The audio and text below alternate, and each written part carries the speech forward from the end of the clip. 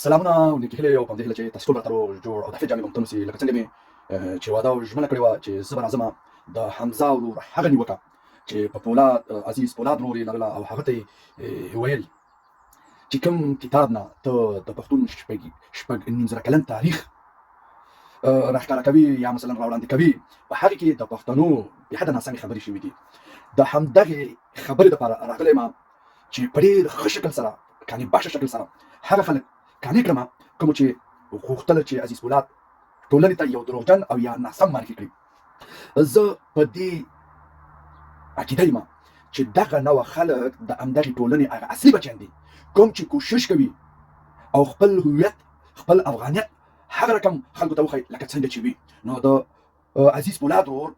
دغه کړنې چې ده ترسره کړلې واقعیا د ستایلو دي. نو د دې دپاره چې یو نوع اشخاص راځي دا که د کمې علمۍ په وجه باندې دا کړنې ترسره کوي او که قصدي ډول دغه کړنې ترسره کوي دا د پښتون قوم دپاره د افغان قوم دپاره د منلو نه دي او باید پر مخ او باید په وړاندې لکه د شعر ودرېږي. راځم دې خبرې ته هغه دغه نیوکه کړې ده په عزیز پولاد باندې چې هغه کوم کتاب کې د پښتون قوم شپږ نیم زره کلن تاریخ یاد شوی دی په هغې کې په همغه کتاب کې پښتنو پسې مقصد ناسمې خبرې شوي خرابې خبرې شوي دې سره باید څه کوي. زه دته دغه خبره کوم قربان دې شمه موږ هماغه خبرې راخلو چې کومه د پښتون قوم هغه حق کېږي کومه حقیقت اوسي موږ هغه پروپاګنډې نه راخلو چې کوم ناسمې اوسي دروغ اوسي. نو فلهذا په دغې کې دغه شپږ نیم زره کلن تاریخ چې دی دغه موږ راخلو او هغې خلکو ته یې وړاندې کوو چې موږ ته 300 کاله مخکې د افغان او پښتون ته تاریخچه راوړاندې کړه. نو د دوی دپاره په مخ باندې یوه کلکه څپېړه ده او یو غاښ ماتونکی جواب دی. نو فلهذا ستاسو څخه مې غوښتنه هم دا ده چې تاسې هم پښتانه استئ افغانان استئ پر زیاته دي چې دغه رقم نیوکې ولرئ په کار ده چې لاسنیوی وکړئ. او بله یوه خبره تاسو ته کوم هغه کوم یو پښتون لیکوال نه دی پیدا کړی هغه په نړیواله سطح باندې نړیوال پوهان تاریخ پوهان او د هغوی حوالې راوړي دي او هغه وړاندې کړي دي او هغه موږ ته منلو او قبول دي. نو دلته زه به هغه څه نه راخلم د مثال په توګه چې احمدشاه ابدالي باندې په هند کې یو فلم ډکېږي هغه پکې بعضې ځایانو کې غلط معرفېږي زما ورسره کار نشته دی که زما وسه وې توان مې درلودلی ما به دې پوښتنه کړې وه چې دغه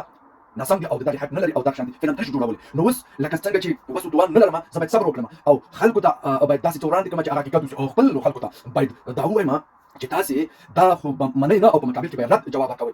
نو راځم دې خبرې ته او غوښتنه دا لرم راځئ چې یو موټی شو موږ پښتانه یو او پښتو په موږ حق لري چې دا وپالل شي وساتل شي او همدغه رقم چې څنګه احمدشاه ابدالي د اصفهان نه نیولې تر ډیلي سلطنت کړی دی راځئ چې دا یې وستایو او په تاریخونو کې ولیکو ځکه چې هغه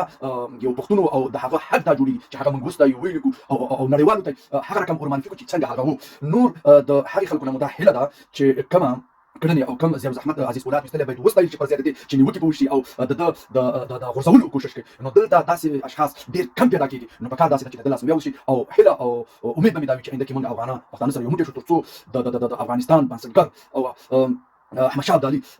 روح خوشحاله شي او پښتانه سره یو ځای شي او دغه خلک وکولی شي چې په ارامه فضا کې خپل ژوند ترسره کړي او خپله ورورګلوي او خپل ژوند نه لذت واخلي. دا دنیا هم ښایسته کړي هغه دنیا هم پنده هیله ما ته راکړي اجازه پر مسپارم ښاده وباده سرلوړي او کامیابه اوسئ.